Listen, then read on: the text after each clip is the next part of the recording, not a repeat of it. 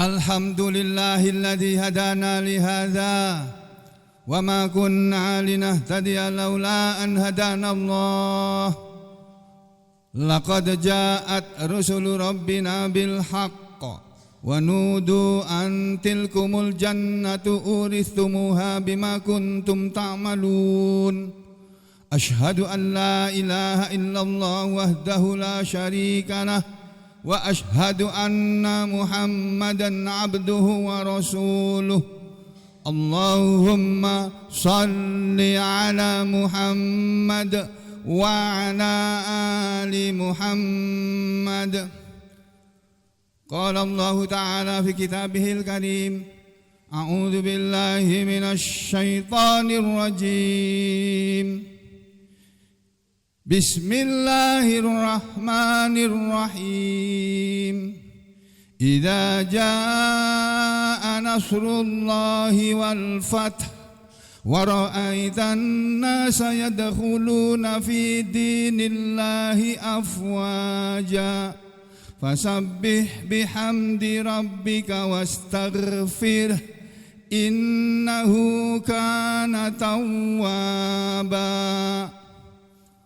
Wa qala washkuru lillahi in kuntum iyyahu ta'budun. Amma ba'du, ayyuhal muslimun, usikum wa nafsi bi taqwallah faqad fazal muttaqun.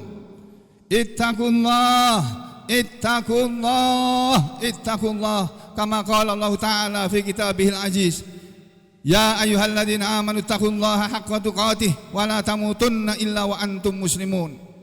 Sidang Jumat yang berbahagia, marilah pertama-tama kita semuanya selalu berusaha untuk tetap bertakwa kepada Allah Subhanahu wa taala dengan menjalankan segala perintah-perintahnya yang sudah sampai kepada kita dengan ikhlas dan sesuai dengan petunjuk dari Rasulullah SAW dan dengan meninggalkan semua larangan Allah tanpa kecuali. Yang kedua, saudara sekalian, sidang Jumat yang berbahagia, marilah kita semuanya sekarang ini di saat-saat rakyat di seluruh Indonesia ini sedang bersiap-siap untuk merayakan hari kemerdekaan Republik Indonesia. Maka marilah kita semuanya bersyukur kepada Allah Subhanahu wa taala. Allah Subhanahu wa taala mengajarkan kepada kita saudara sekalian untuk selalu bersyukur sebagaimana firman-Nya yang dibacakan tadi, washkuru lillahi, dan bersyukurlah kalian semua kepada Allah, in kuntum iyyahu ta'budun, jika adalah kalian semua hanya kepadanya menyembah. Jadi saudara sekalian, kita memang disuruh oleh Allah bersyukur, dan saat ini kita bersyukur atas kemerdekaan yang sudah Allah berikan kepada bangsa Indonesia, kepada kita semuanya ini. Tapi marilah saudara sekalian, kita renungkan, kita pikirkan dengan hati yang jernih dan dengan pikiran yang jernih. Apakah kita semuanya ini sudah bersyukur kepada Allah dengan sebenar-benar bersyukur? Ataukah kita cuma pura-pura bersyukur? Atau kita bersyukur tapi cara bersyukurnya salah? Saudara sekalian, Allah mendidik kita di dalam ayat yang tadi dibacakan di permukaan khutbah. Bismillahirrahmanirrahim. Idza jaa nasrullahi wal fath. Apabila sudah datang kepada engkau wahai Rasulullah pertolongan dari Allah dan kemenangan.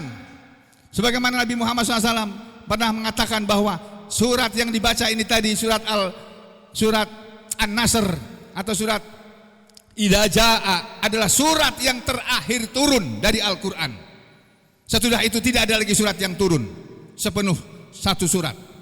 Ya saudara sekalian, Nabi Muhammad SAW diajari oleh Allah untuk bersyukur kepada Allah dengan firman-Nya, dan bersyukurlah kalian semua wahai umat Muhammad, wahai engkau Muhammad dan kalian para sahabat-sahabat Nabi Muhammad SAW, dan kalian semua umat Islam, umat Nabi Muhammad SAW, bersyukurlah kepada Allah, in kuntum iyyahu ta'budun, jika memang kalian adalah orang-orang yang hanya kepadanya menyembah.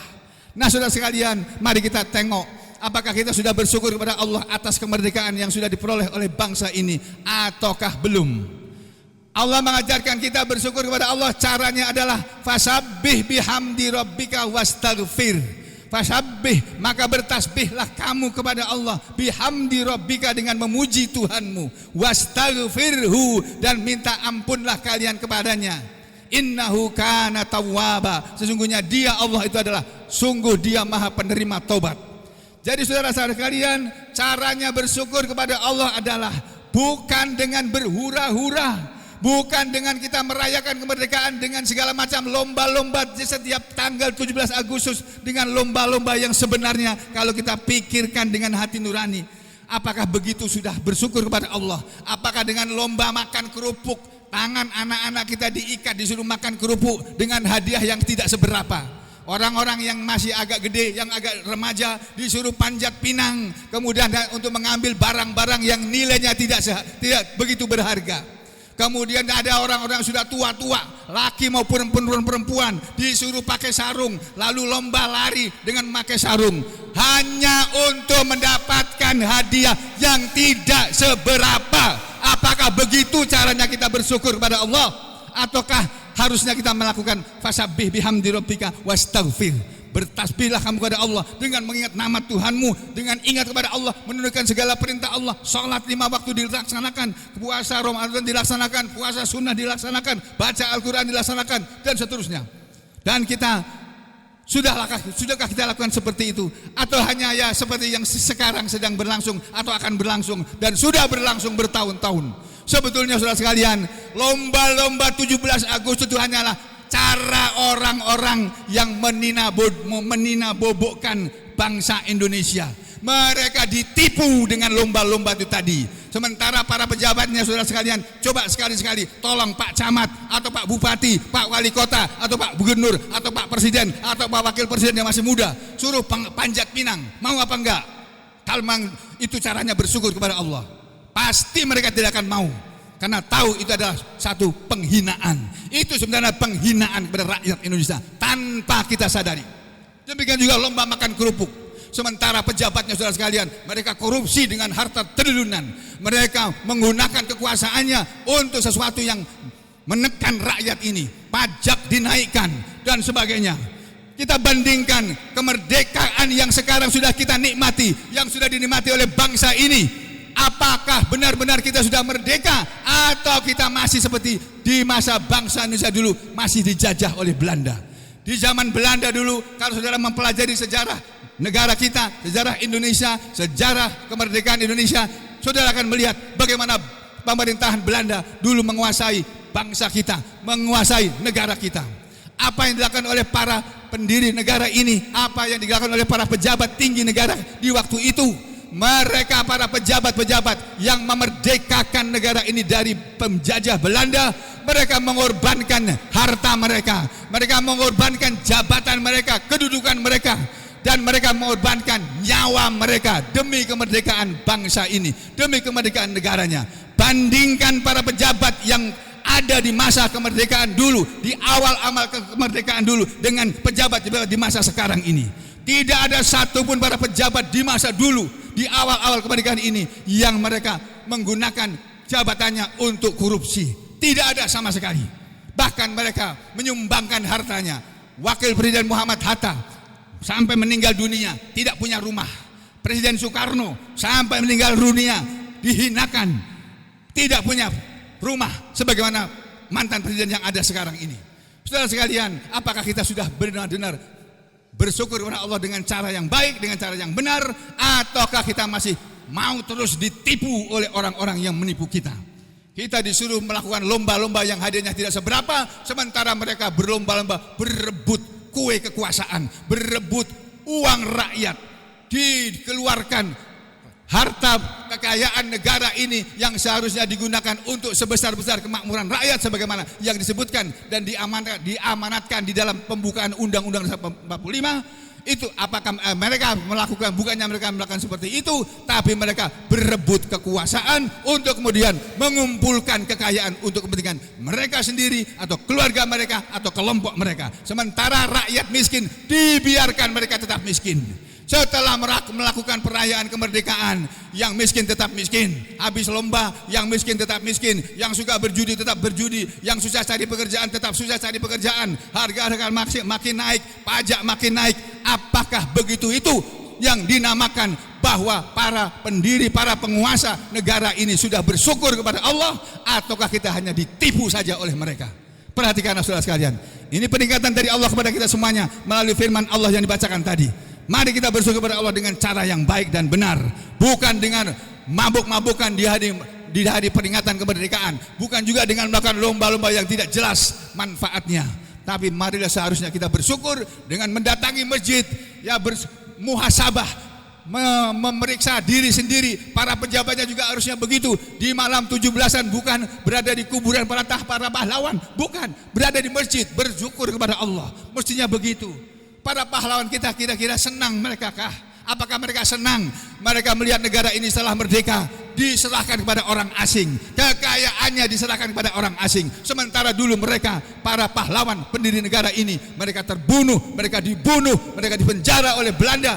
Pajak-pajak rakyat makin meningkat, rakyatnya dipajakin dengan pajak yang makin lama makin tinggi. Itu yang terjadi di masa dulu. Apakah kita sekarang ini tidak sama dengan pemerintahan Belanda dulu? Berarti saudara, sesungguhnya kita belum merdeka. Kalau dulu zaman Belanda orang dilarang bicara sembarangan, apakah di masa sekarang ini kita masih dilarang berbicara? Tidak boleh bebas berbicara? Ataukah sama dengan di masa Belanda dulu tidak boleh bebas ngomong? Kalau yang terjadi sekarang ini kita tidak dilarang, kita dilarang untuk berbicara, tidak bebas berbicara, berarti pemerintah ini sama dengan pemerintah kolonialis Belanda dulu. Mari kita perhatikan dan renungkan, semoga Allah menyelamatkan bangsa ini. Jangan sampai nanti di masa yang akan datang negara ini diurus oleh orang-orang yang tidak kompeten, yang tidak mampu mengurus negara. Jangankan mengurus negara, mengurus keluarganya saja mereka tidak mampu. Bagaimana orang seperti itu akan bisa mengurus negara? Kalau memang tidak mampu mengurus negara dengan baik, serahkanlah kepada orang yang pandai, yang mampu untuk mengurusnya. Jangan menjadi orang yang rakus kepada kekuasaan, yang ujung-ujungnya kata Rasulullah SAW, al-imaratu nadamatun yaumal qiyamah.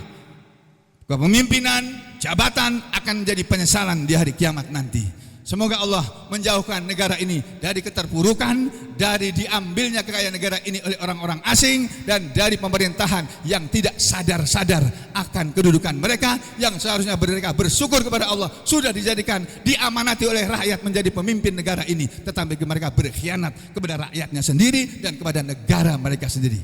Aku lu qauli hadza astaghfirullah li wa lakum.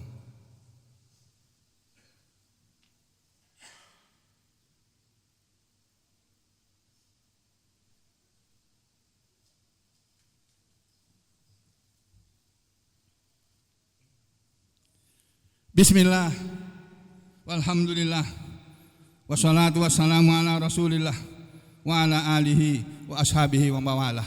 Wa ashhadu an la ilaha illallah wahdahu la syarikalah, wa ashhadu anna muhammadan abduhu wa rasuluhu la nabiyya ba'dah. Wa ba'du, ayyuhal muslimun, ittaqullaha haqqa tuqatih wa la tamutunna illa wa antum muslimun. Sidang Jumat yang berbahagia, di khutbah yang kedua ini ulun sebagai khotib mengingatkan kepada antum sekalian sebagai pribadi-pribadi. Kalau tadi peringatan untuk seluruh muslimin yang ada di masjid ini maupun dimanapun suara ini bisa terdengar, sekarang nasihat untuk masing-masing di antara kita. Allah Ta'ala berfirman, Innallaha ya'murukum an tu'addul amanati ila ahliha. Sesungguhnya Allah memerintahkan kepada kalian, hai orang-orang yang beriman, untuk menunaikan amanat kepada pemiliknya, kepada ahlinya. Saudara sekalian, ketika kita dipilih oleh rakyat menjadi pemimpin, maka kita diberi amanat oleh rakyat. Seharusnya kita berikan amanat itu kepada rakyat kembali dengan mengurusi rakyat ini dengan baik. Dan termasuk pembicaraan dalam ayat ini di kalangan para ulama ahli tafsir adalah ketika kita punya hutang sama saudara kita sesama muslim. Hutang kita kepada sesama muslim adalah amanat. Kita dipercayai oleh saudara kita, lalu kita diberi utang. Nah, amanat itu seharusnya ditunaikan, dikembalikan kepada ahlinya.